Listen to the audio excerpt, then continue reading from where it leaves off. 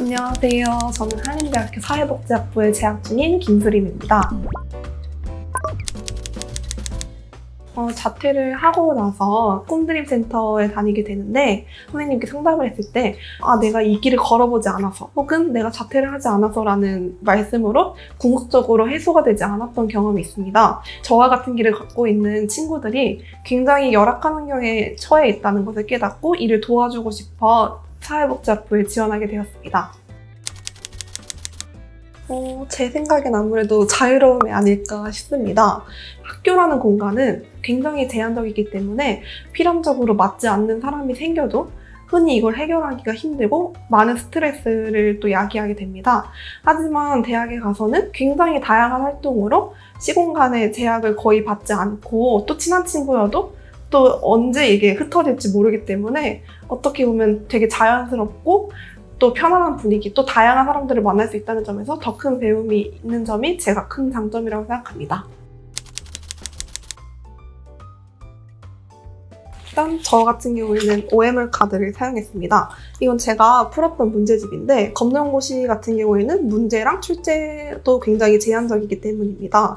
OMR 카드를 이용해서 이렇게 번호를 매긴 다음에 OMR 카드에다가 문제를 채점하고 계속 이 문제를 반복해서 백지 상태로 복습하면서 보면 됩니다.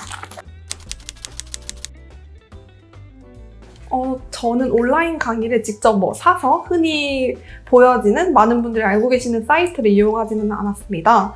대신 저는 유튜브 강의들을 많이 이용을 했는데 유튜브에서 예를 들어 제가 조친문이라는 국어 지문을 굉장히 어려워했습니다. 조친문 해석 아니면 조친문 검정고시 이렇게 검색을 하다 보면 굉장히 무료로 아주 좋으신 선생님들께서 설명해 주시는 자료가 나옵니다. 그것을 바탕으로 수업을 들은 후에 제가 스스로 해석한 내용을 직접 다시 공부하면서 누군가에게 가르치는 것처럼 공부를 했습니다. 국어 과목 같은 경우에는 수지쌤의 국어교실 아니면 국어메이트 잠깐 국어 분이시고요. 수학 같은 경우에는 세상에서 가장 쉬운 검정고시 수학이라는 채널이 있습니다. 굉장히 많은 좋은 채널이 있기 때문에 이용해 주셨으면 좋겠습니다. 저는 시험 일주일 전까지는 항상 OMR 카드로 표시를 했습니다. 시험 일주일 후에는 이제 여기 있는 시중의 문제집들을 표시를 하면서 내가 어떤 부분이 주로 틀리는지에 대해서 계속 반복하면서 보고 틀린 부분을 줄이기 위해서 노력했습니다. 만약에 1차 시험을 응시를 하게 되었을 때 제가 국어를 제외하고 모든 과목들은 100점을 받았다고 가정을 하겠습니다. 그랬을 때 2차 시험 때는 제가 국어만 따로 응시를 할 수 있고요. 만약에 제가 2차 시험 때 국어만 응시를 해서 100점을 받았다 하면은 저는 1차 시험인 국어를 제외한 모든 과목들과 그리고 2차 시험 국어 100점을 함께 조합해서 평균 100점이라는 결과를 낼 수 있습니다. 하지만 만약에 2차 국어 시험을 80점을 받았다. 즉 1차 시험보다 좀 낮게 받았다 싶었을 때 1차 시험의 점수로도 그냥 재조합이 가능합니다. 그래서 여러분들께서 자신에게 유리한 점수 방향을 찾으시고 마음대로 조합하시면 될 것 같습니다.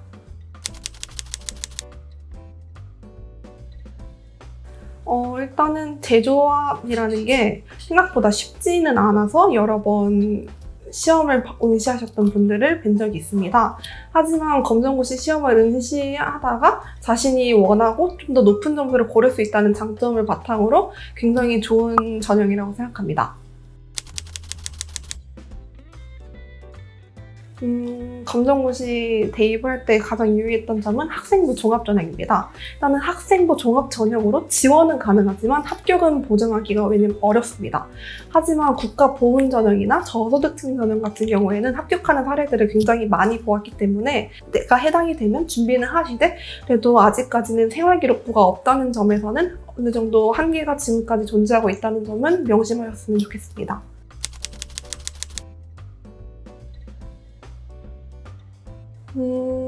줄여서 청생부라고 많이 말씀하시는 부분이네요.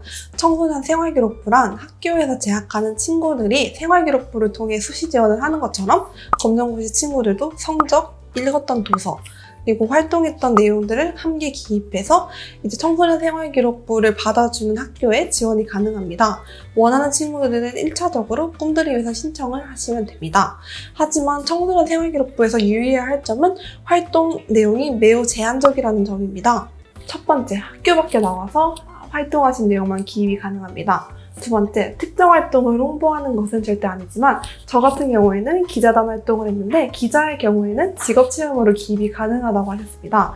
하지만 제가 활동했던 한국문화유산 홍보대사나 아니면 글로벌 역사 외교대사 혹은 제가 강릉 독서문화 캠프에서 수상을 받았던 내용은 꿈드림 자체에서 허가받지 못한 내용 그리고 주최하지 않은 내용이라서 기입할 수 없다고 말씀을 하셨습니다. 즉 특정 직업에 대한 체험을 기입이 가능하거나 웬만한 다른 체험 같은 경우에는 꿈드림에 미리 사전을 구하고 활동하시는 게 가장 좋을 것 같습니다. 저는 논술 전형이랑 그리고 교과 면접 전형을 함께 지원했던 경험이 있습니다. 일단 교과 전형의 경우에는 검정고시 성적으로만 지원을 하신다고 하시면 유리합니다. 첫 번째로는 그냥 모든 성적을 평균을 매겨서 등급을 매긴다거나 아니면 두 번째는 특정 과목만 국어가 90점 넘으면 3등급이고 수학이 95점 넘으면 2등급이다. 이렇게 반영을 해서 조합을 해서 등급 변화를 합니다.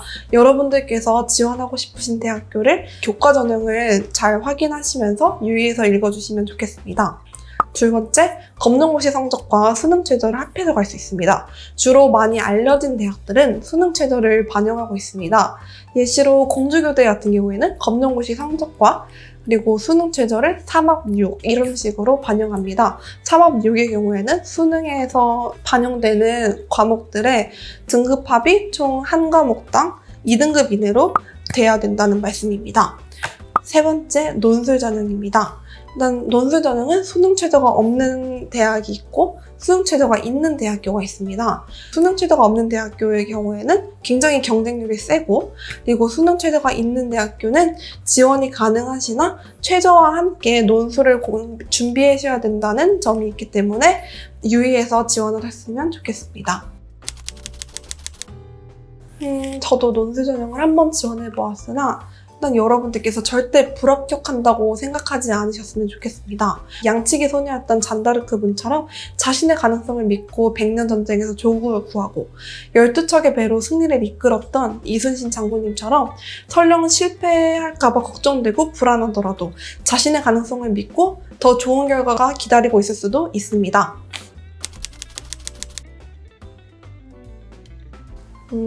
우리가 선택한 길은 직접 걸어보지 않는다면 미지의 길임과 동시에 곳곳에서 직접 행복을 찾아낼 수 있는 길이라고 생각합니다. 설령 제가 선택한 길을 걷다 보면 막막하고 힘든 순간을 맞이할 수도 있지만 한편으로는 누군가에게 마지막 희망이 될 수 있었던 길일 수도 있습니다.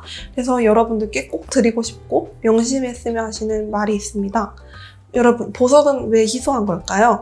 혹시 이 질문에 대해서 생각해 보신 적 있으신가요? 그것은 바로 쉽게 찾아볼 수 없고 세상에서 소수에 해당하기 때문입니다. 여러분들은 보석입니다. 왜냐면 우리 사회에서 쉽게 찾아볼 수 없고 소수의 수에 해당하지만 그럼에도 여러분들께서 귀하시고 소중하신 분이라는 건 정말 변함없는 사실입니다.